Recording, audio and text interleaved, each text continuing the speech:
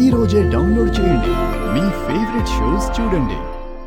భారతదేశం నుంచి ఆసనాలు ప్రపంచ దేశాల వారందరూ తీసుకున్నప్పుడు చేస్తున్నారు. మన ఆసనాలు మనకు రోజు చేసి కొంచెం బోర్ కొట్టిన చూసింది కూడా బోర్ కొడుతున్నది కాబట్టి ఇతర దేశాల్లో చేసే మనం చూసుకొని చేస్తే అప్పుడు ఇంట్రెస్ట్గా కొన్నాళ్ళు చేయగలుగుతాం. అలాంటి ట్రెడిషన్గా ఏ దేశాల్లో ఉండే వాటిని ఈ మధ్య మనం చూపించే వాటిలో చైనా అవి కొన్ని తీసుకుని ఈ మధ్య మనం చూపిస్తున్నాం. అందుకని చైనాలో ట్రెడిషనల్గా హిప్పు, నడుము, తొడలు ఇవన్నీ తగ్గటానికి బాగా ఉపయోగపడే ట్రెడిషనల్ వ్యాయామాలు చూడటానికి ఎంత బాగుంటే ఎంత సింపుల్గా ఉంటాయో, ఎక్కువసేపు చేయగలుగుతారు, బోరు కొట్టదు, ఫ్యాట్ బర్నింగ్ కి బాగా ఉపయోగపడతాయి. అలాంటి వ్యాయామాలు చూడండి. ఇప్పుడు ముందుగా స్ట్రైట్ గా నుంచున్న తర్వాత చేతులు భుజాలకి సమాంతరంగా అట్లా చాపేసి కుడికాల్ని ఎడం వైపుకి అలా కార్నర్ కి ఎంతవరకు అట్లా తిరగలిగితే అంతవరకు కాళ్ళని తీసుకెళ్తాం. కాళ్ళతో పాటు చేతిని కూడా చూడండి, కుడి చేతిని ఎడం వైపు వద్దకు అట్లా తీసుకెళ్తాం. చేయి చూడండి, కుడి చేయి మళ్ళీ అట్లా వెనక్కి వెళ్ళిపోవాలి కాలుతో పాటు. మళ్ళీ కాలుతో పాటు చేయి కూడా రావాలి. మళ్ళా 360 degrees మళ్ళీ రైట్ టు లెఫ్ట్ అట్లా. ఎడమ కాలు అట్లాగే స్థిరముగా ఉంచాలి. అది అలా ఉంచినప్పుడే మంచి ఫలితం వస్తుంది. కానీ బ్యాలెన్స్ తప్పకుండా అట్లా చేయగలిగితే చూడండి కాళ్ళకి, నడుముకి, తొడల భాగానికి మంచి వ్యాయామం అవుతుంది అనమాట. ఈసారి కుడి కాలు స్టేబుల్గా కదలకుండా ఉంచుతాం.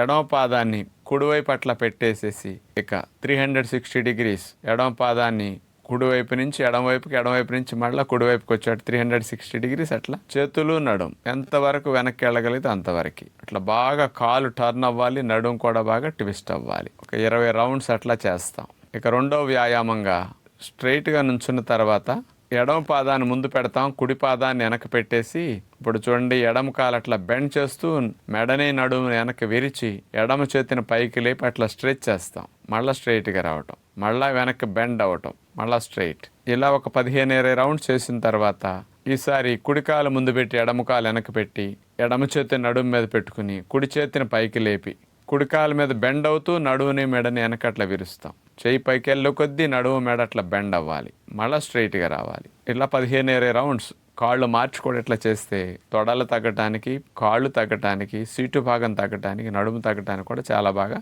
ఉపయోగపడే వ్యాయామాలు ఈ రెండు.